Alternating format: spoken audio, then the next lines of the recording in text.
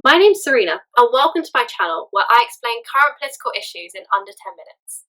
I work in politics but outside of Parliament, so outside of where the decision making happens. As a lobbyist, my job is to keep as on top of the political situation as those who work in Parliament or government do, but instead of feeding this information back to advise politicians, I advise businesses. I started this channel after speaking to some of my friends who are less engaged in politics and don't really know what's going on. They knew I worked in politics, so come to me a lot for non-partisan explanations on political issues. Like, why did we leave the EU? Why is the idea of free school meals so controversial? And of course, what are we talking about today? Why so many government MPs voted against the tier system. Although I am a Labour Party member, I'm not going to bring my political views themselves into my videos, as through this channel I aim to inform, not persuade. These days there's so much fake news, disinformation, and so many echo chambers online that it can be hard to sift through everything and to simply understand what's going on. So I created this channel as I hope that I can help here. If you've watched the news recently, you'll see that the government was torn in two over support for the new tiered lockdown system. This is significant because the government has a total of 365 MPs and a governing majority of 80. Although there are some MPs who tend to vote against government quite a lot, we call them known rebels, and I'll get to them in a bit. The vast majority vote for government policies. Therefore, when such a large amount do not do so, it's a shock and can seriously destabilise the government's ability to actually govern. So, what made the tier system so controversial that it led to the Conservative Party, who are a current governing party who formed the government, splitting in two over it? The first reason is the perceived unfairness of the tier system itself. The Conservative Party is now in a unique scenario where it has several new MPs for seats that had historically voted Labour. These MPs are known as Red Wall MPs as a homage to their previous red status as Labour seats. It was a shock when these seats voted for Conservative candidates, and many of them did so because the Prime Minister promised to invest in the North and improve local economies there.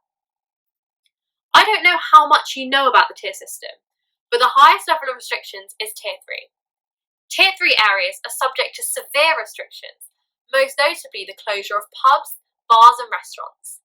The majority of, although not all, Tier 3 areas are in the North, and the Prime Minister's promise to help their local economies defies this.